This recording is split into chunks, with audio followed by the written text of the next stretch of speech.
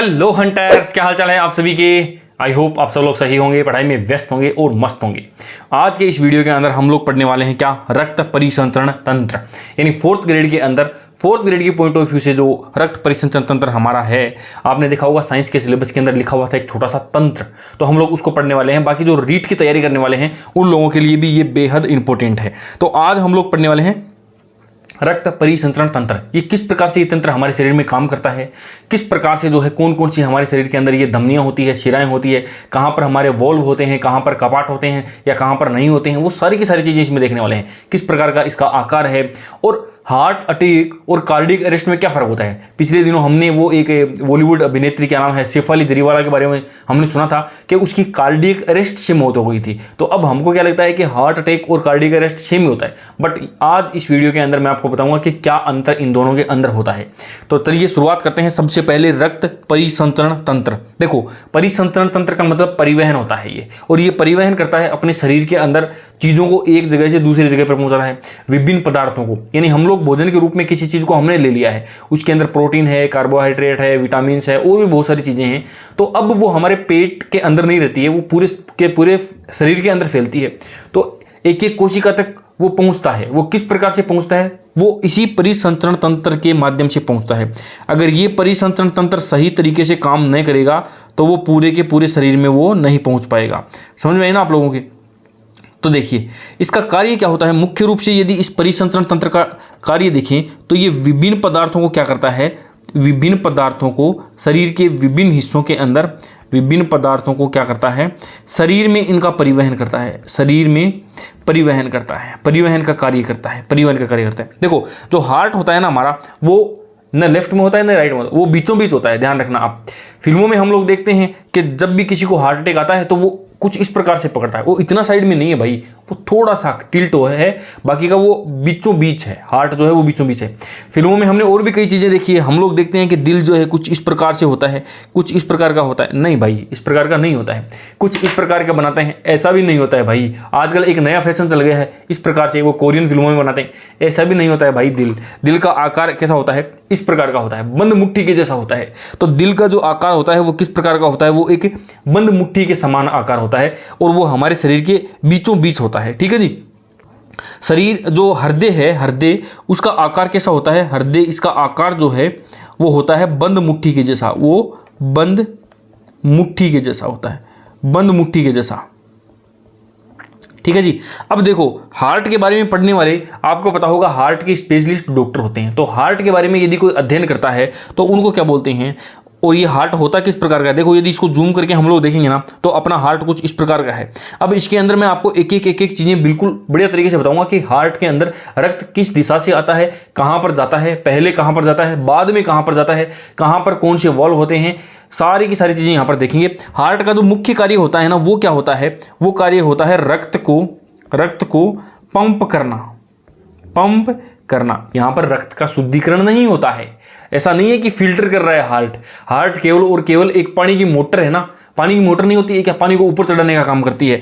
ये हमारे शरीर के अंदर मोटर रखी हुई है जो कि ब्लड को पूरे शरीर के अंदर पंप करती है, आगे से आगे भेजती है। बस यही कार्य है इसका। रक्त का शुद्धिकरण का कार्य अपने हृदय का बिल्कुल नहीं होता है। ठीक है जी। अब बढ़ते हैं अपन आगे कि रक्त परिसंचरण तंत्र का अध्ययन यदि कोई करता है, रक्त परिसंचरण का अध्ययन कहां पर किया जाता है, एंजियोलॉजी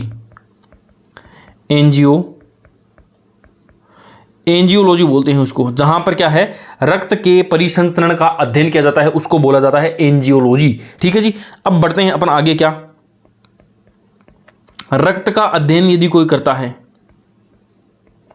उसको क्या बोलते हैं, हीमेटोलॉजी। उसको क्या बोला जाता है, उसको बोला जाता है हीमेटोलॉजी। बात समझ आई ना। रक्त के अंदर हीमोग्लोबिन होता है ना, तो उसी से आप किसको पकड़ लोगे, आप पकड़ लेना हीमे को। तो हीमेटोलॉजी वहां पर आपका हो गया है। अब बढ़ते हैं अपन आगे के हृदय का यदि कोई अध्ययन करता है, हृदय का अध्ययन यदि कोई करता है उसको बोलते हैं कार्डियोलॉजी। कार्डियोलॉजी उसको बोला जाता है। ठीक है जी। किसी व्यक्ति के हार्ट में यदि दिक्कत हो जाती है, मान लो हार्ट के अंदर दर्द होना शुरू हो गया है, तो डॉक्टर क्या बोलता है, सबसे पहले एक काम करो, इसकी कार्डियोग्राफी करवाओ आप।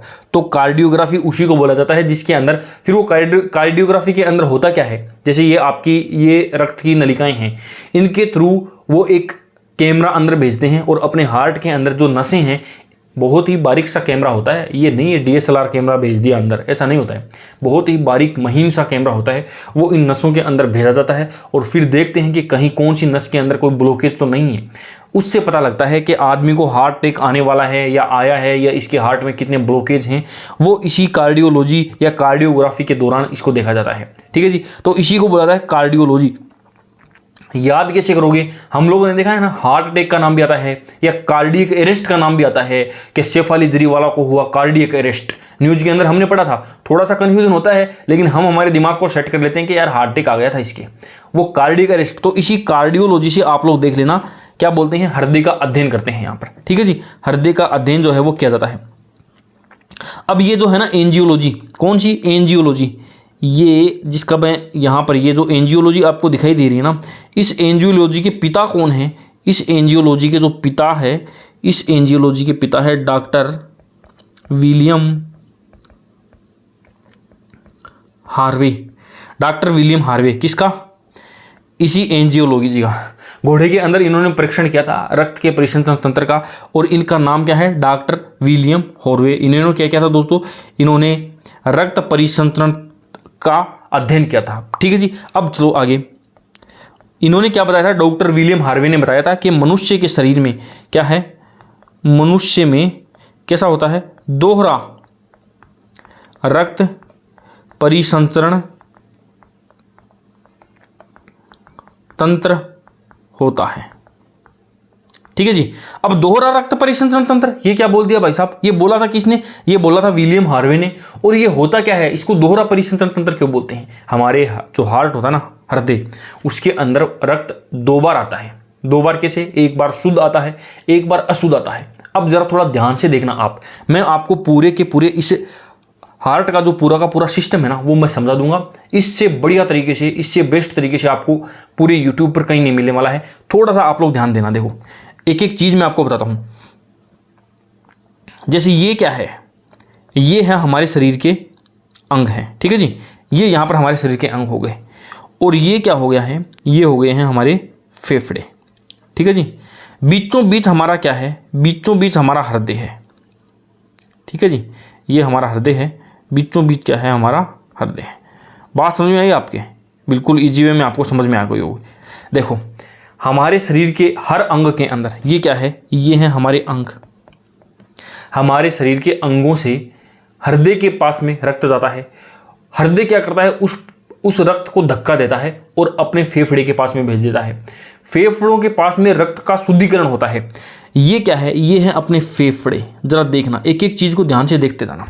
ये अपना क्या है, हृदय है, और इसके चार खाने में कर देता हूं। ठीक है जी, अपने हृदय के अंदर चार कोष्ठक होते हैं। चार कोष्ठक को क्या बोलते हैं, ये जो ऊपर वाले हैं ना, ऊपर वाले, इनको बोलते हैं आलिंद। इसको क्या बोलते हैं, ऊपर वाले को, इसको बोलते हैं दोस्तों आलिंद। और जो नीचे वाले हैं इसको बोलेंगे क्या, निलय। नीचे वाले को क्या बोलेंगे, बोलेंगे निलय। अब इनका दायां बायां लगा देंगे, ये दोनों के दोनों बाईं तरफ है, तो ये बायां आलिंद, ये बायां निलय, ये दायां आलिंद और ये दायां निलय। ठीक है जी, मैंने कहा था कि रक्त का शुद्धिकरण कहां पर होता है, क्या रक्त का शुद्धिकरण हृदय में होता है? नहीं भाई, रक्त का शुद्धिकरण नहीं होता है। रक्त का शुद्धिकरण कहां पर होता है, फेफड़ों में होता है। यहां पर मैं एक चीज लिख देता हूं, क्या, यहां पर होता है रक्त का शुद्धिकरण। ठीक है जी, यहां पर रक्त का शुद्धिकरण होता है। अब एक छोटी सी चीज आपके दिमाग में आ गई होगी, हृदय क्या करता है, ये करता है रक्त का पंप। एक छोटी सी बात यह है कि फेफड़ों के अंदर जो भी रक्त आएगा ना, वो तो खराब आएगा भाई। हमारे शरीर के अंग जो है वो फेफड़ों के अंदर भेज देते हैं रक्त को, बेकार रक्त। उसका शुद्धिकरण कौन करता है, फेफड़े उसको शुद्ध करते हैं, उसके अंदर ऑक्सीजन डालते हैं, कार्बन डाइऑक्साइड को निकाल लेते हैं। ये काम कौन करता है, ये करते हैं फेफड़े। शुद्ध कर दिया, शुद्ध करने के बाद में उसको वापस हार्ट के पास में भेज देते हैं, और हार्ट जो है वो अपने अंगों के पास में भेज देता है। ये सिस्टम होता है। इसको थोड़ा और ध्यान से देखेंगे अपन, देखना जरा, मैं लाल वाला पेन ले लेता हूँ। हमारे शरीर के जो अंग है ना, ये यहाँ से रक्त को निकालते हैं, निकाल दिया। इसको हम लोग भेजेंगे कहाँ पर, हृदय के अंदर। तो हृदय के अंदर ये जब भी जाएगा ना, तो ये ऊपर वाला ये यहाँ पर भेजेगा, ये कहाँ पर, ये दाएं आलिंद के अंदर जाएगा।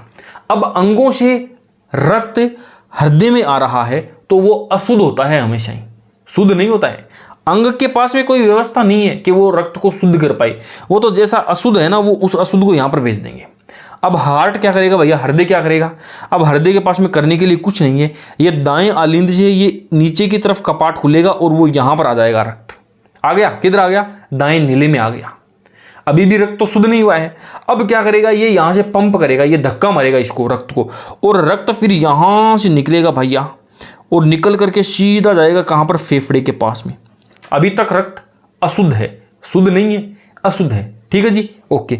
अब रक्त कहाँ पर पहुँच चुका है, अब रक्त पहुँच चुका है फेफड़े के अंदर। यहाँ पर रक्त होगा एकदम शुद्ध, और शुद्ध होने के बाद में यहाँ से भेजा जाएगा क्या, ये रक्त को निकाल देगा यहाँ से शुद्ध करके, और फिर वो रक्त आपका आएगा किधर, इधर आएगा, ऊपर वाले के अंदर, बाएं आलिंद में आएगा, ठीक है जी। फिर यहाँ से रक्त आएगा किधर, बाएं नीले में, और बाएं नीले से जो है वो रक्त आपका आएगा किधर, ये अंगों के पास में आएगा, और ये फुल प्रेशर से आएगा। पानी की मोटर है ना, ये पानी की मोटर रखी हुई है, ये तो स्पीड से फेंकती है पानी को, आपको तो पता है। मोटर के पास में पाइप थोड़ा मोटा रखना पड़ता है क्योंकि वो स्पीड से फेंकता है। इसीलिए आप देखोगे कि जो हृदय से ये वाली जो नलिकाएं बाहर निकलती हैं ना, ये मोटाई के अंदर थोड़ी मोटी होती है, ये थोड़ी पतली होती है, ये इधर वाली मोटी होती है, ठीक है जी। इधर से रक्त निकल रहा है तो इसकी भी मोटाई थोड़ी सी ज़्यादा होती है। इनके नाम है स्पेशल, धमनियाँ बोलते हैं, कुछ को शिराएँ बोलते हैं। शुद्ध रक्त जो होता है उनको धमनियाँ बोलते हैं, अशुद्ध रक्त जो होता है उनको क्या बोलते हैं, शिराएँ बोलते हैं। देखो, शुद्ध रक्त इसमें है, इसको क्या बोलेंगे, धमनी बोलेंगे, ठीक है जी। शुद्ध रक्त इसमें है, इसको भी क्या बोलेंगे, इसको भी बोलेंगे क्या, धमनी। जहां पर शुद्ध रक्त होता है वहां पर धमनी बोला जाता है उसको। बात समझ में आई। अब देखो पूरा का पूरा आप लोग देखना। अब मैं एक एक चीज को यहां पर लिखवा देता हूं। देखो, धमनियां और शिराओं का थोड़ा सा अंतर हम लोग देख लेते हैं। सबसे पहले देखो, दो चीजें आती हैं ना, दो चीज आ रही है आपको, धमनियां क्या होती है, शिराएं क्या होती हैं। ये यहां पर मैं लिख देता हूं क्या, धमनियां, और ये यहां पर मैं लिख देता हूं क्या, शिराएं। नंबर याद करना है ना, इनका अंतर याद करना है ना, और इसका जो उदाहरण है, जो अपवाद है वो याद करना है, देख लेना। दह से क्या होता है ना, आपको दह से याद करना है, आपको धनी, आपको क्या करेंगे, धनी। धनी का मतलब क्या होता है, पैसे वाले लोग बाग, धनी का मतलब पैसे वाले। और पैसे वाले हमेशा ही कैसे रहते हैं, एकदम साफ सुथरे, चंट पंट बने रहते हैं ना। तो यहाँ पर धमनियों के अंदर क्या होगा, यह है इनके अंदर शुद्ध रक्त पाया जाता है। अशुद्ध रक्त तो पाया ही नहीं जाता क्योंकि धनी है, धमनी है। शुद्ध रक्त पाया जाता है, इसलिए इसका मतलब क्या हो गया, इस रक्त के अंदर ऑक्सीजन ज्यादा है कि कार्बन डाइऑक्साइड ज्यादा है। इस रक्त के अंदर ऑक्सीजन ज्यादा है, तभी इसको शुद्ध बोलते हैं हम लोग, ठीक है जी। इसके अंदर क्या पाया जाता है, O2 की मात्रा,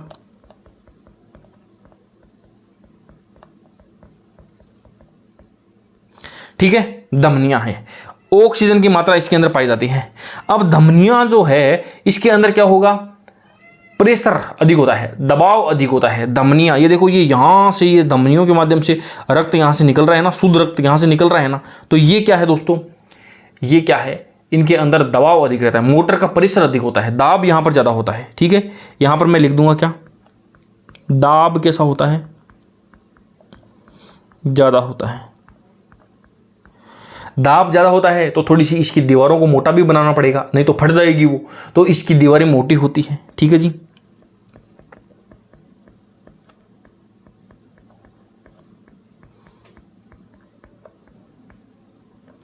ये है, इतनी सी बातें हैं। इसको थोड़ा सा देखो, ऑक्सीजन की मात्रा पाई जाती है, लेकिन एक धमनी ऐसी भी है, एक धमनी ऐसी भी है जिसके अंदर क्या है, कार्बन डाइऑक्साइड की मात्रा पाई जाती है। अपवाद है वो,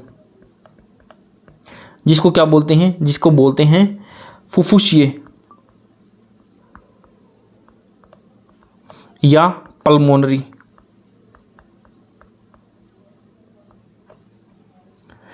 पल्मोनरी धमनी, बात समझ में आई कि नहीं? इसके अंदर एक चीज जो मुझे सबसे पहले लिखवानी थी वो मैंने नहीं लिखवाई है। क्या नहीं लिखवाई है?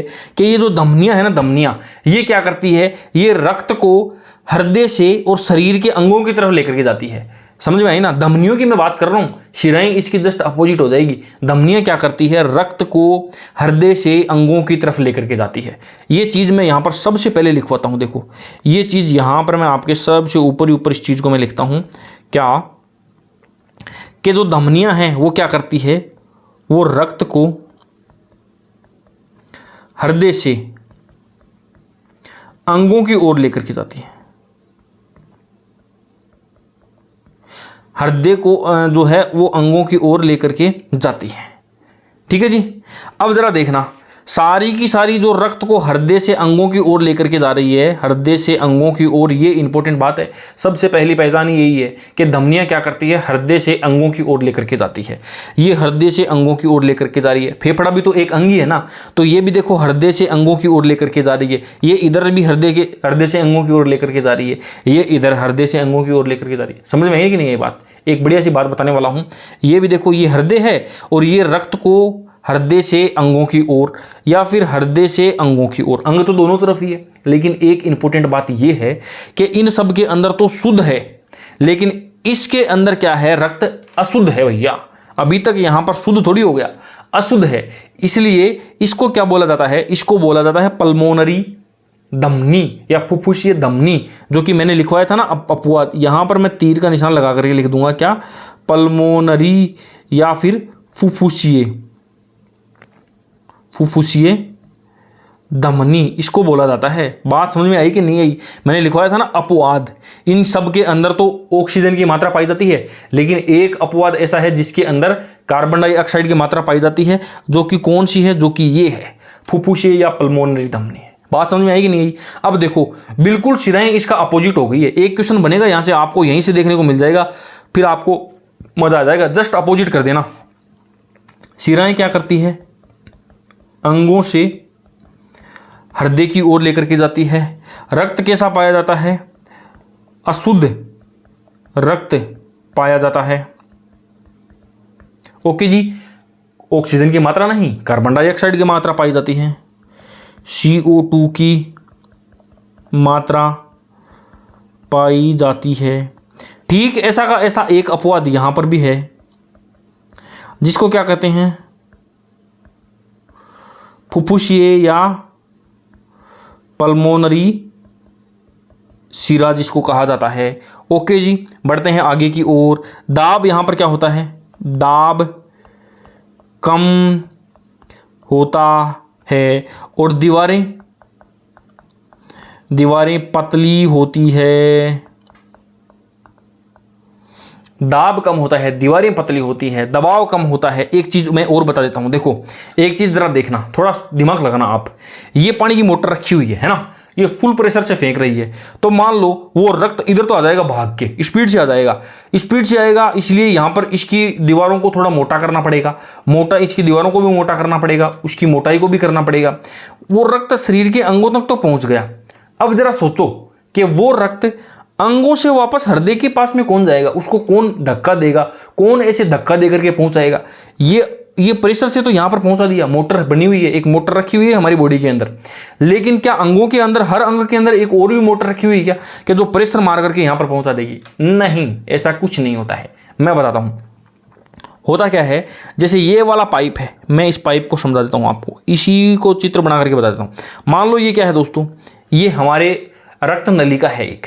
अब यहां पर अंग प्रेशर तो डाल नहीं सकते कि भाई जिस प्रकार से हृदय पंप करता है रक्त को, अंग तो पंप करेंगे नहीं। तो यहां पर कपाट बनाने पड़ते हैं। और वो कपाट कैसे होंगे? देखो जरा ध्यान से देखोगे ना आप, तो दिखेगा इसके अंदर कि वो कपाट कुछ इस प्रकार से होंगे। मान लो कुछ इस प्रकार के होंगे। ये बना हुआ कपाट है, ठीक है जी। अब जैसे ही पीछे से ये प्रेशर मारेगा और रक्त आएगा और रक्त आएगा। और ये कपाट कोई एक नहीं होता है, ऐसे बहुत सारे होते हैं। ऐसे इस प्रकार के बहुत सारे कपाट होते हैं इसके अंदर, ठीक है जी। इस प्रकार के कपाट ही कपाट होते हैं ठेठ तक, मान लो आप, है ना। अब जैसे ही ये प्रेशर देगा ना, तो वो रक्त एक बार तो इधर निकल जाएगा, आगे की ओर निकल जाएगा। धक्के से धक्का देगा तो आगे की ओर चला जाएगा, क्योंकि उसको पीछे से थोड़ा सा प्रेशर पड़ रहा है। उतना ज़्यादा प्रेशर नहीं पड़ रहा जितना यहाँ पर पड़ता है, लेकिन यहाँ पर थोड़ा सा प्रेशर तो पड़ेगा ही। अब वो रक्त जैसे ही आगे जाएगा तो आगे जाने के बाद में वो वापस आने की कोशिश करेगा ना, तो ये कपाट बंद हो जाएंगे और रक्त वहीं पर जाम हो जाएगा। पीछे से आगे की तरफ तो जाएगा, लेकिन आगे से रक्त पीछे की ओर नहीं आ पाएगा। तो ये कैसा है, ये वन वे रास्ता है भाई, कि पीछे से धक्का आ रहा है तो तुम आगे जा सकते हो। अब ऐसा नहीं है कि पीछे से धक्का आना बंद हो गया तो रक्त वापस इधर आ जाए, ऐसा नहीं होता है। तो इनके अंदर क्या होता है, अशुद्ध रक्त होता है, शिराएं होती है और इनमें कपाट भी होते हैं, क्योंकि यहाँ पर रक्त का प्रेशर कम होता है। तो एक चीज मैं यहाँ पर और लिख देता हूं जो कि आप लोग देखोगे, यहां पर क्या होता है, कपाट पाए जाते हैं।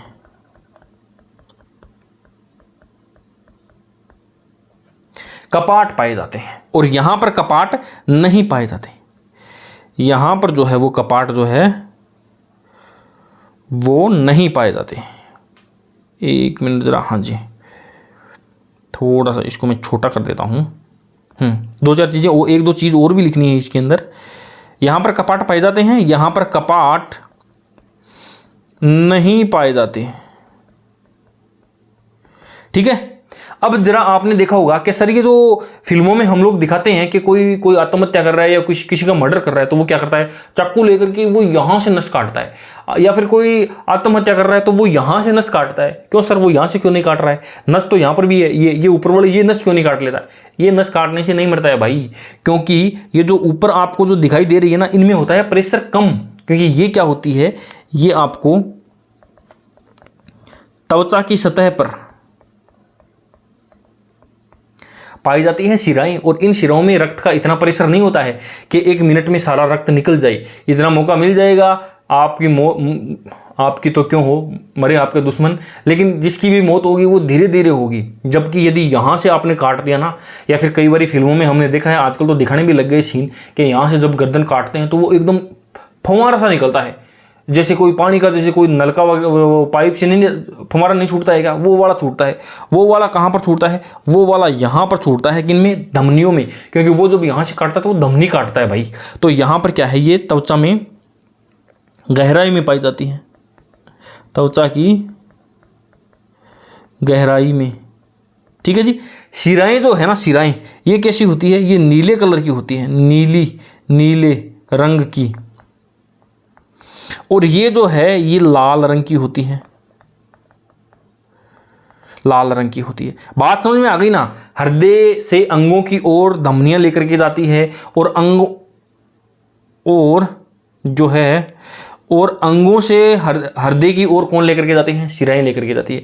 ये थोड़े से ये अपवाद वाले ध्यान दे लेना आप, अंगों से हृदय की ओर लेकर के जाती है। ये देखो ये अंग है और इससे ये हृदय की ओर लेकर के जा रही है, लेकिन इसमें क्या है, शुद्ध रक्त है। थोड़ा सा ये भी अपवाद है। तो दूसरा अपवाद ये मैंने लिखा था ना, वो पल्मोनरी धमनी का था। ये पल्मोनरी शिरा या फुफ्फुसीय शिरा जिसको बोलते हैं, ये उसका क्या है, ये एग्जाम्पल है।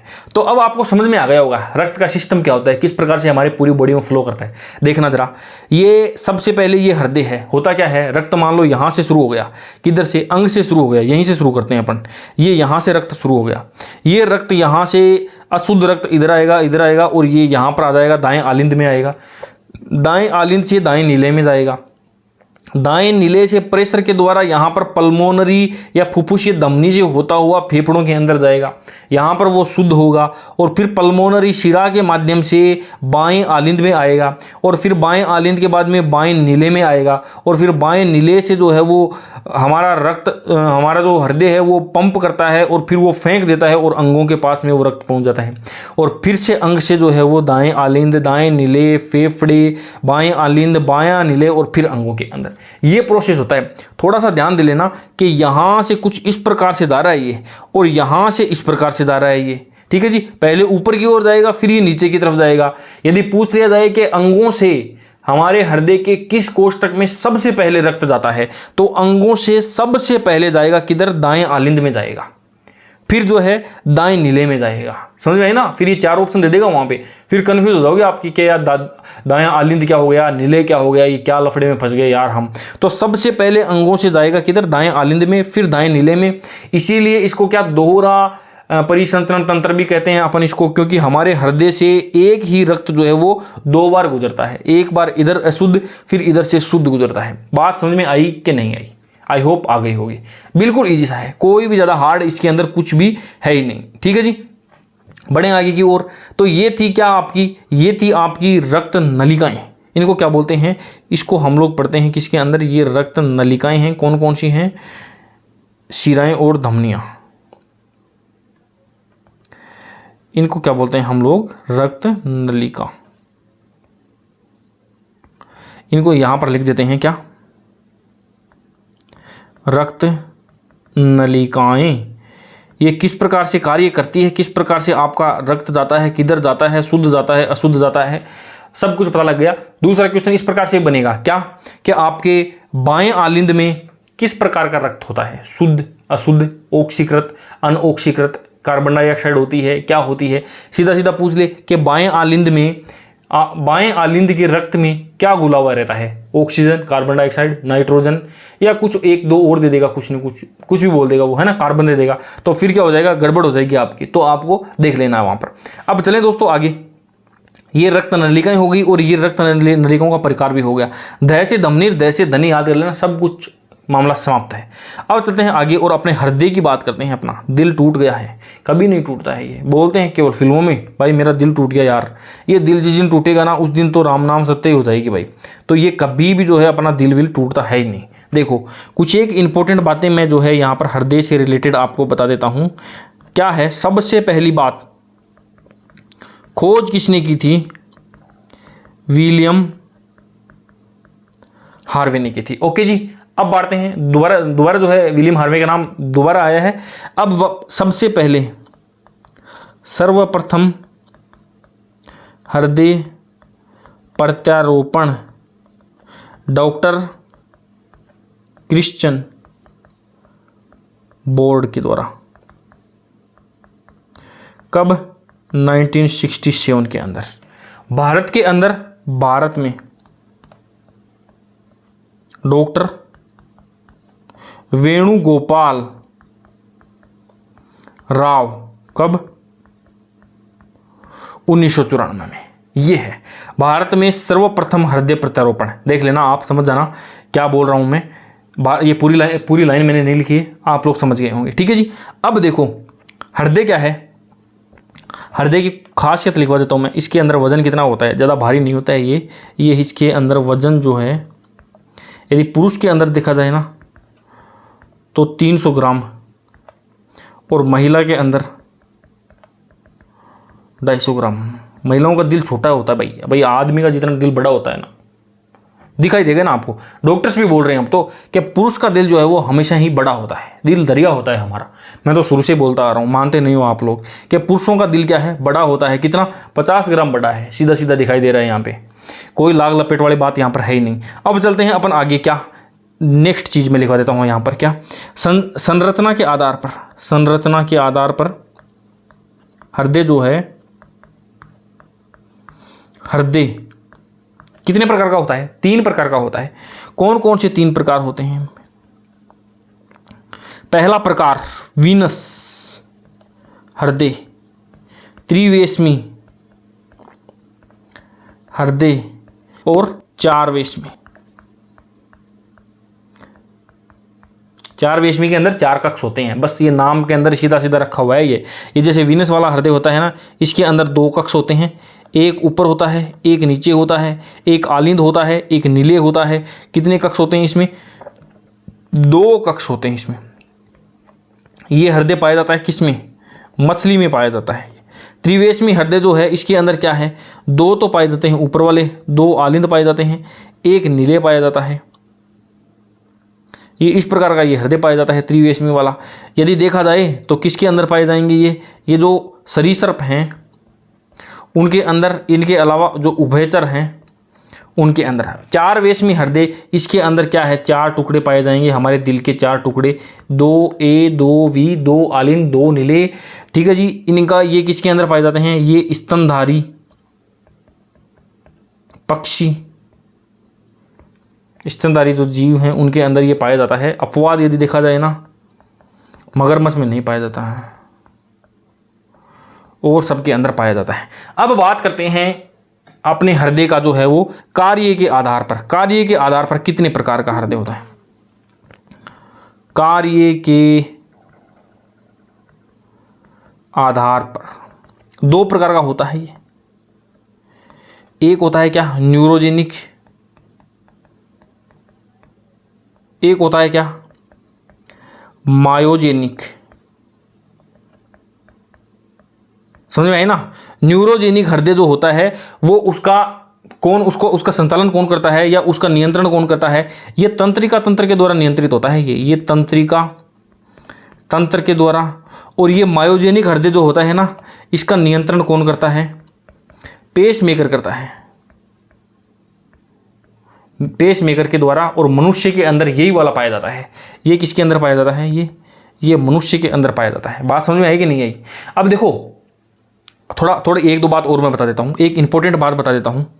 हृदय की धड़कन, हृदय की धड़कन जैसे जैसे आदमी का शरीर बड़ा होता जाता है ना, उसका हृदय की धड़कन कम हो जाती है। ध्यान रखना, जो छोटा होता है ना शिशु, उसके अंदर खतरनाक तरीके से उसका हार्ट धड़कता है, वो 140 पर मिनट। ठीक है जी, ये भ्रूण के हैं, नॉट शिशु। ये किसका है दोस्तों? ये है भ्रूण का। शिशु की मैं बात करता हूँ, छोटा बच्चा जब पैदा हो जाता है तो 100 प्रति मिनट। और वयस्क के अंदर 72 प्रति मिनट, 72 बार रखता है। ये बात समझ में आई कि नहीं आई? ये इंपॉर्टेंट है। ये वयस्क वाला इंपॉर्टेंट है। बिल्कुल इजी सा लगता है ना अपने को, फिर भी ये इंपॉर्टेंट है भाई। फिर भी पूछ लेते हैं ये कि स्वस्थ मनुष्य का हृदय 1 मिनट में कितनी बार धड़कता है? समझ में आई कि नहीं आई? ये आ गया कितनी बार? 72 बार प्रति मिनट। ठीक है, अब चलते हैं अपन अपने हृदय की तरफ चलते हैं। देखो हृदय को यदि देखोगे ना तो आप ये इसके अंदर और भी बहुत सारी चीज़ें आती है, बट मैं थोड़ा ऊपरी से मैं आपको बता देता हूँ।